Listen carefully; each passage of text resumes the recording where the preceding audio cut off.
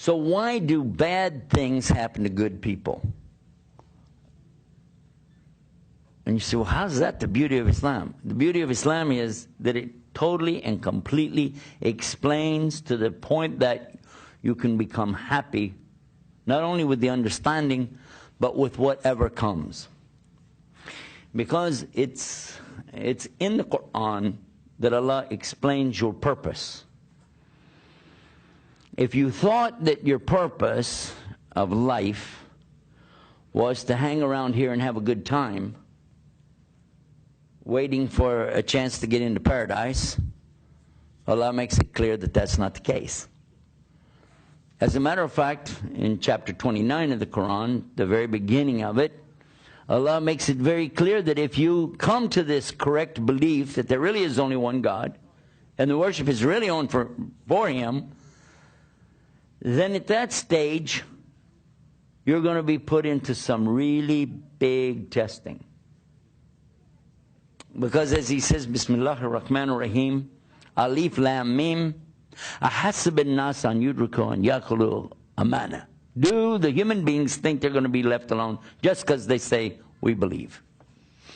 And that they won't be put into a big fitna, as the ones before them were put into this big fitna, to show who are the truthful and who are the liars.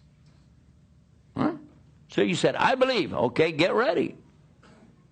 Because you now understand that it has to happen, because this is a way for you to know if you really do believe. I know it happened to me personally, exactly like that. I came in, and a brother, Muslim brother, came to our home right after I did Shahadah. And he said, I want to sit with your family, I want to talk to you guys and tell you what's going on. Because all of us had come to Islam at one time. Alhamdulillah. He said, but I want to explain to you. Some big testing is going to come to you. No, he said, we've already been tested. We understand. We know everything. He said, you don't really understand. I said, we've been through a lot. You don't understand what it took for us to get to this point. And we had had some business difficulties. We had lost, some material things along the way, and was really thought we knew what he was talking about. Testing. Little did we know. We had no clue what was going to come next. It became unbelievable, the things that kept happening and happening and happening between July, which is when we did Shahada, and January of the next year. What is that, 6 months? Is that 6 months? What could happen in 6 months? Well, I'll tell you how bad it was. From a guy that used to have, membership in these major golf courses. I lived on a golf course, walk out my back door. I was on the 14th hole of the Masters in the country club I belonged to in Dallas. Had my own planes, okay? Homes with swimming pools. You get what it's like, right? Nice. Huh? 6 months later, I have an old school bus. That's all that's left out of all the inventory of all the vehicles I had. An old school bus. And it caught on fire. And it was about to blow up with 40 gallons of gas in it. I pulled out the fire extinguisher and was going to try to put it out.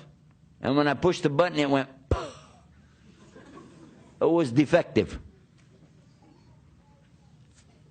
I didn't know what I was going to do. I got a tow truck. I got it out. I threw a blanket over it. Got a tow truck. Took it out to a junkyard. I was thinking, what happened? How could I be in such a shape, Left the truck there and at this junkyard, 10 miles off of the main drag, the main road. And I asked the guy there to give me a ride back out to the road, Just give me a ride out to the road and I'll try to catch a truck or something and go back because, got to get home, which was many miles away. Actually, I was in Oklahoma and I had to go back to Texas. He said, that's not included in the tow. I said, well, how much is it? He said, I don't feel like it. Just go out there and somebody will give you a ride. I said, go where? It's an old dirt road. He says, there it is. So I stood on the side of that dirt road, and I was really thinking, what have I done wrong to be in this condition? A car went by. It was a lady in it. I didn't want to ride in there, you know, even think about that.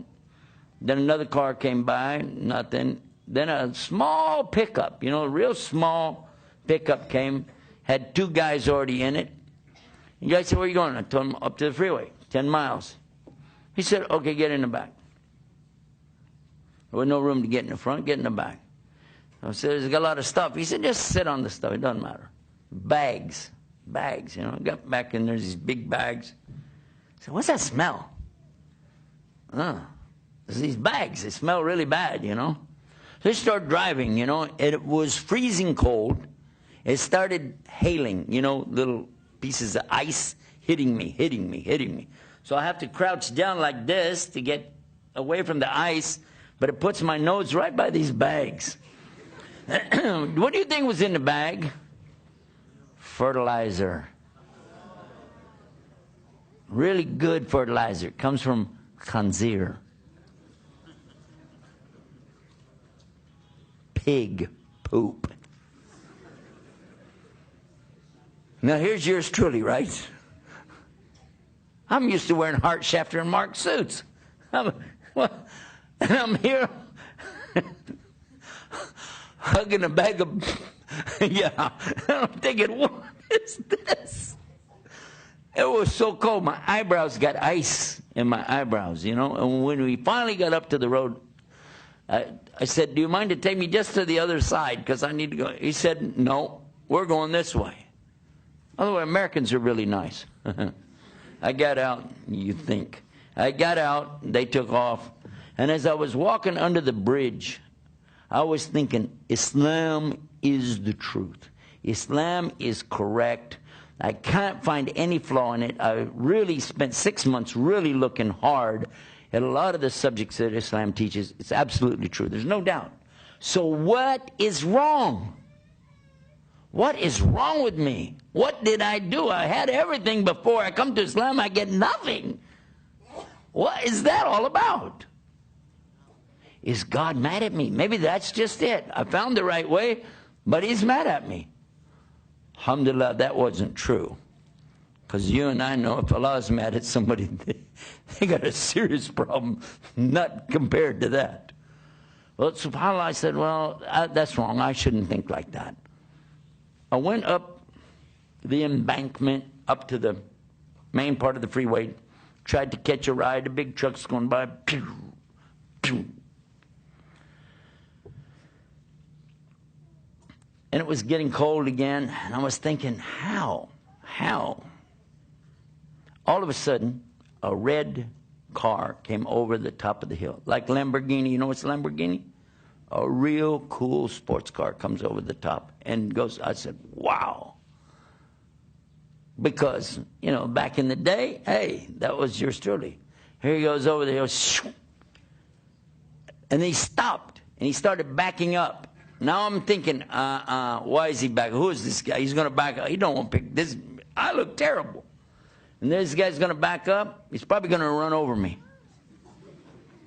Probably, you know.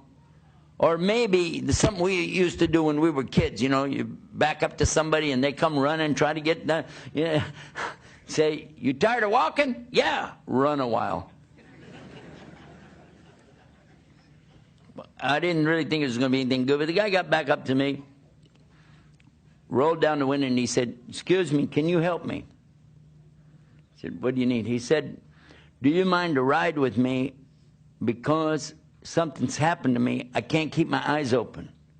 It's only 5 o'clock in the afternoon, but he said, it's just like my eyes keep shutting, and I've got to get up to Dallas, and it's a very long way. Do you feel like you could talk to me, keep me awake so that I can get there? I would really appreciate it. Let's see. I don't know. Do I want to get out of this nice cold weather into your nice warm car? Let me check my calendar and see if I'm busy. Turns out I've got an opening here. I'll get in the car. I got in the car, shut the door, and I'm still thinking, it's brand new, by the way. You can smell the new. You like that new leather smell? You got in there, I said, now what? What's Allah doing to me here? We start going along, and the guy says, please talk to me. I really am falling asleep. Start telling me anything. I said, about what? He said, well, let's start with how you wind up on the side of the road and why you smell like that. I said, there you go. Let's do that. Let me take you back here. You want to talk? I'll talk. I'll tell you everything I know. I guess we could teach the CIA how to get stuff out of people. Now just put them in the back of a pickup with a bunch of pig fertilizer, and they'll tell you anything. But I went along with him, and I began explaining the events that led up to me being standing there, which started out about a year back when my father wanted to do business with a Muslim. And how I tried to convert the Muslim to become a Christian. How a Catholic priest got involved in the story. And before you know it, the Catholic priest accepted Islam. My wife and I accepted Islam. Then later my father accepting Islam. But then other things started happening. Our business down by Mexico went bad, and somebody ripped off all our stuff, stole our things. I had a brand new Suburban. It disappeared with the paperwork in it, and I couldn't trace it because I hadn't filed it yet. It was totally a strange thing. Many things I'm telling him this story as we're going along, telling him what happened. He's going, wow, wow, whoa, wow. Then we came up to a junction in the road, and this road that comes into Texas from Oklahoma splits, and one part goes to Fort Worth, Texas, the other part goes to Dallas. I need to go to Fort Worth, he needs to go to Dallas. There's a truck stop, I'll get out there. He said, do you mind, really, he said, I just want to hear the end of this story. Do you mind if I just go ahead and take you to Fort Worth so I can hear the rest of it? Again, I have to check my schedule, but it turns out there's this opening and we can go. And I'm still thinking, what, is this real? And as we're going along and I'm telling the rest of the story, and he's going, man. And all that because you came to Islam. I said, well, I don't know what else to say. He said, that is beautiful. I said, excuse me?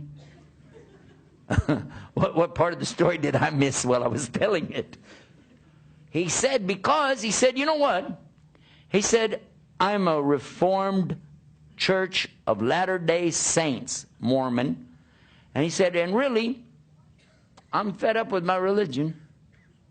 And what you told me about Islam, it sounds amazing. So all he really heard me talking about was the Tawheed, was the answers to the questions that Allah gives you. Is when you come to Islam, the answers are there. But the incidentals that take place in your life, well, those are things that happen in your life. So what? Well, the main thing is, you know there's Allah. And you know everything comes from Allah. It's all going back to Allah. And you've got the real hard evidence there really is God. And that's one of the beauties of Islam.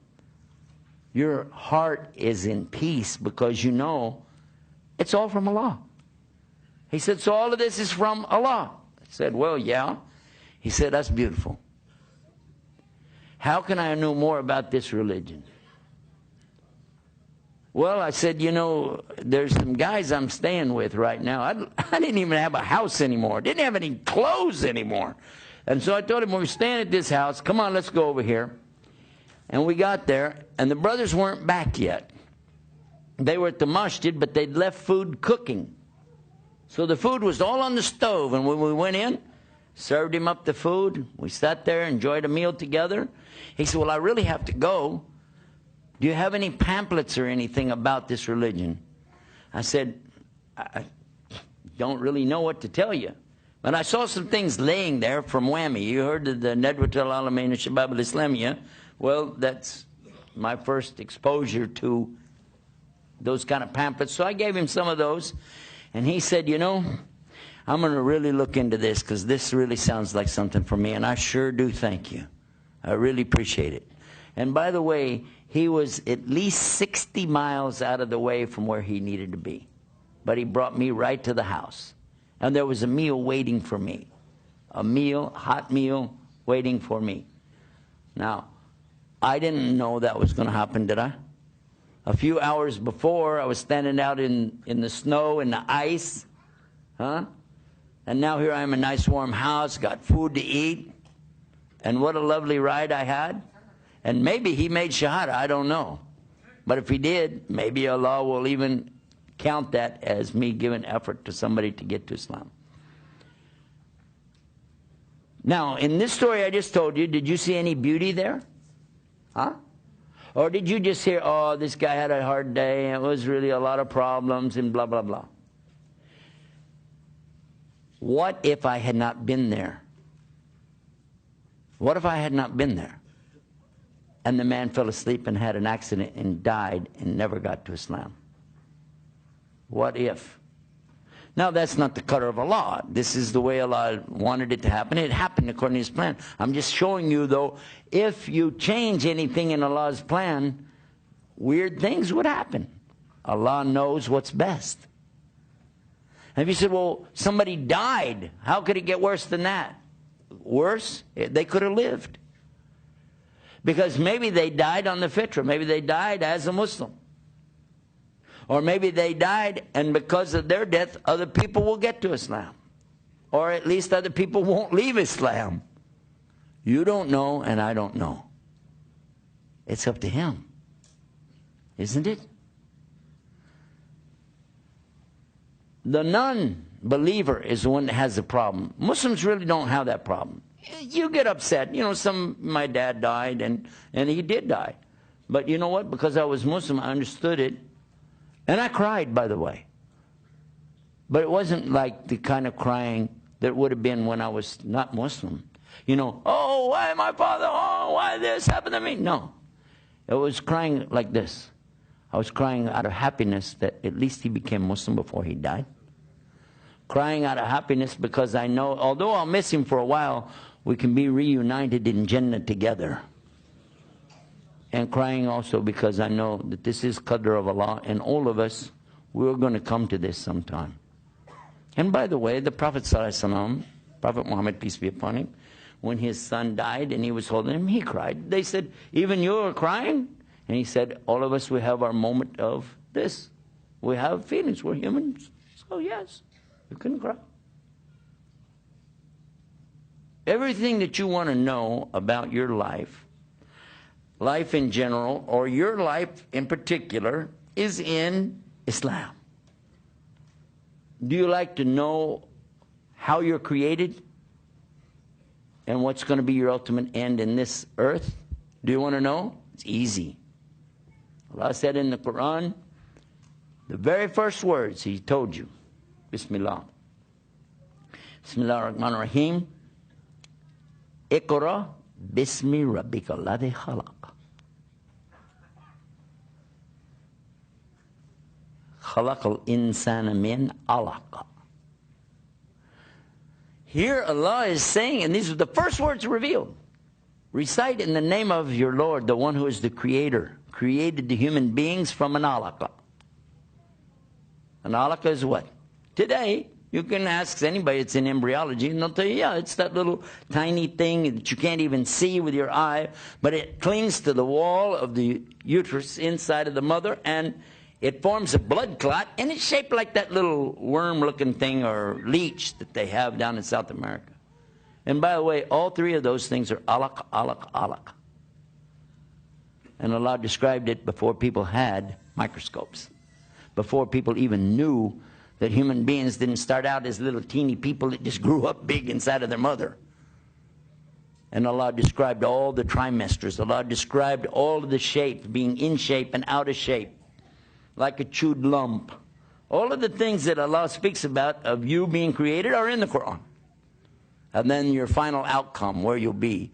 He tells you everything along the way, but the ultimate is, Kullu nafsin da'iqatul maut. Every soul will taste death. Yeah? Wow. What do you want to know? Do you want to know about the creation of Allah? And He tells you about the universe. Do you want to know about the earth? And he talks about the earth. And the sun and the moon, it's all there. Where? In the Quran, the speech of Allah subhanahu wa ta'ala. How much proof do you need? What does it take for you to catch it? He's given you everything. There's the owner's manual, not only for the human being, but the entire universe. What do you want to know? What you need to know? It's there. It's there.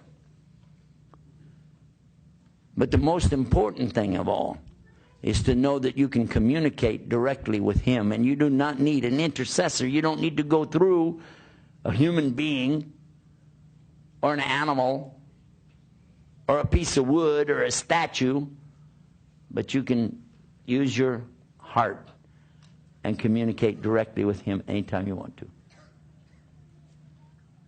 Isn't that a beauty of Islam?